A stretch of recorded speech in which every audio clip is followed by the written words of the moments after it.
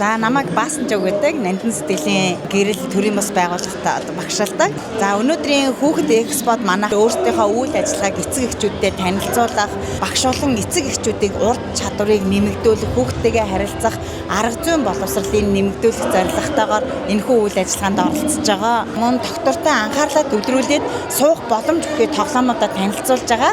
За одоо ингээд хүүхдүүд маань ерөөсөө нэг тоглоом аваад ерөөсөө тэрнээсээ салахгүйгээр маш удаан хугацаанд ингээд төвлөрч сууж байгаа нь бидний өнөөдрийн бас сонгосон тоглоом хэрэгсэл маань хүүхдийг хэрхэн яаж бас хөгжүүлэх боломжтой вэ гэдгийг эцэг эхчүүд маань бас юм харуулсан тод жишээ болж байгаа.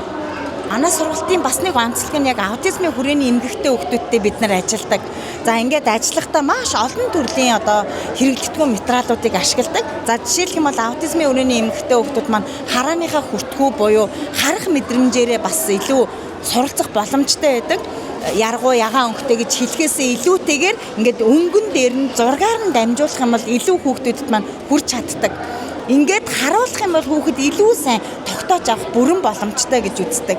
За мөн өнөөдрийн манай бас оролцож байгаа үйл ажиллагааны маань хамгийн одоо бидний сэтгэл догтлуулсан мөч юу байгаа вэ гэхээр манай төв суралцдаг аутизмын хүрээний эмгэгтэй хүүхэд маань өөрийнхөө бүтээлээр бас ингээд үзэгслэн гаргах юм боломжийг бид нар олгосон. За хүүхэд маань өөрөө ингээд зураад, будаад тий энийгээр ингээд бахархах буюу бас ийм хүүхдүүд маань өөртөө итгэх итгэлийг нэмэгдүүлсэн юм сайхан үйл ажиллагаа болж байгаа. Тэгээд өнөөдөр манай павильонд хүрэлцэж ирээд хүүхэд багчуудаа дагуулж ирээд манай тоглоомоор тоглоорой.